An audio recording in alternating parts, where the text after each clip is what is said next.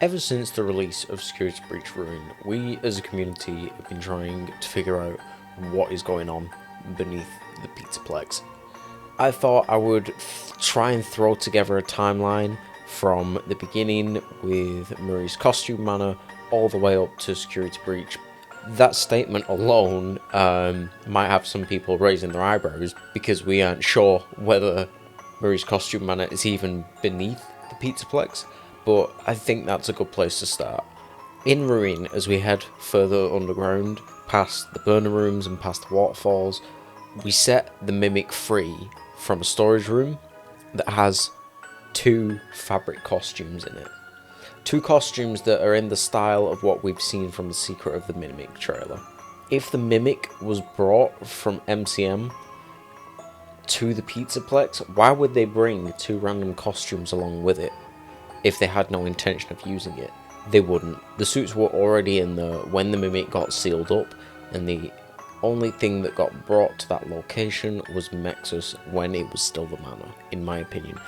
That's what we're seeing in the trailer for Secret of the Mimic, and this is probably why some of the areas in the trailer for Secret of the Mimic also look like areas we saw in Ruin, when Cassie gets down there and starts running through under the burner room. So, I mean, at this point, we've loosely connected these 2 ends of the timelines. You've got at the beginning it was Murray's costume manor, at the end it's the Pizzaplex.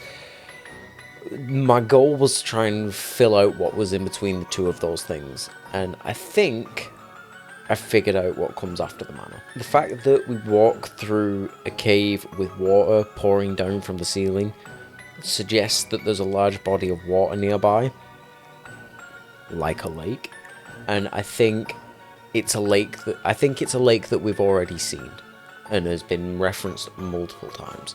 If you're familiar with FNAF at the moment, you'll already know where I'm going with this, but I think that is the lake that we see during the Curse of Dreadbird DLC for Help Wanted 1. The manor being located near the lake and the forest where Fall Fest is being held would make so much sense as well, but that isn't what I'm here to focus on. The location that's visible from that lake is the key thing I'm focusing on this, and it's the fact that you can see the FNAF 4 house up on the distance on one of the hills. Originally, my belief was that the FNAF 4 house and the Later That Night house were 2 different places. However, I saw a post on Reddit recently that has just completely changed that. If you rotate the map of Later That Night, it lines up pretty well with the minigame we got at the end of FNAF 4. Yeah, it's a lot less vibrant, but it still lines up, and that means the house is, well, the house, and Junior's is what used to be Fredbear's. A lot of people have made that theory. It was probably one of the first things that entered people's minds as soon as we saw it, but I think this is like the confirmation, or as close as we can get to that. And the mound, who knows, that wasn't visible in FNAF 4, so in 1983 that could have still been the costume manor. As of whenever Midnight Motorist takes place, that's a different answer altogether. But I understand most people will be wondering why this is even relevant. If the FNAF 4 and the FNAF 6 house are one and the same, the panel in Sister Location's breaker room is telling us that it is under the woods where Fall Fest has taken place. It's underneath the house, it's underneath Fredbear's, it's underneath the major things that we need to know. There's a chain of evidence forming with this. The facility is connected to the Afton house.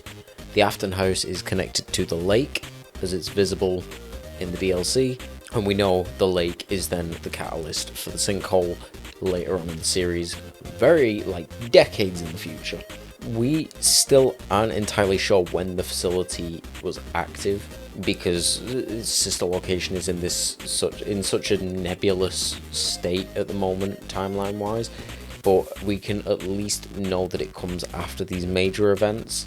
But there's a chance this next part that I'm about to say is active whilst the Sister Location bunker is still active, whilst the facility is still being operated, if this next part is in the game's timeline at all.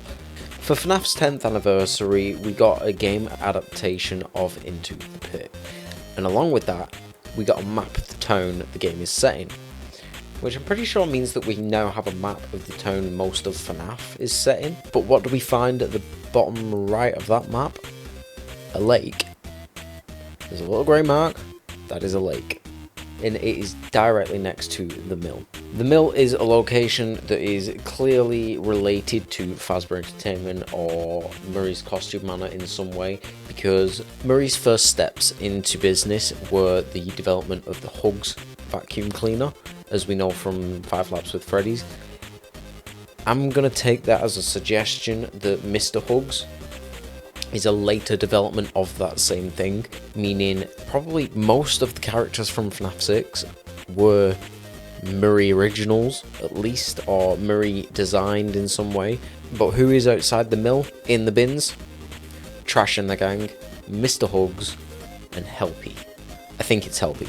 Could also be Funtime Freddy's shell, but that would also just lead more evidence into the fact the facilities are down there. This is where the theory leans more into speculation, because I'm going towards the books a little bit, but in Room for One More, it is stated that there is a storage yard above the facility that is sort of like a facade to hide the staircase going down into it.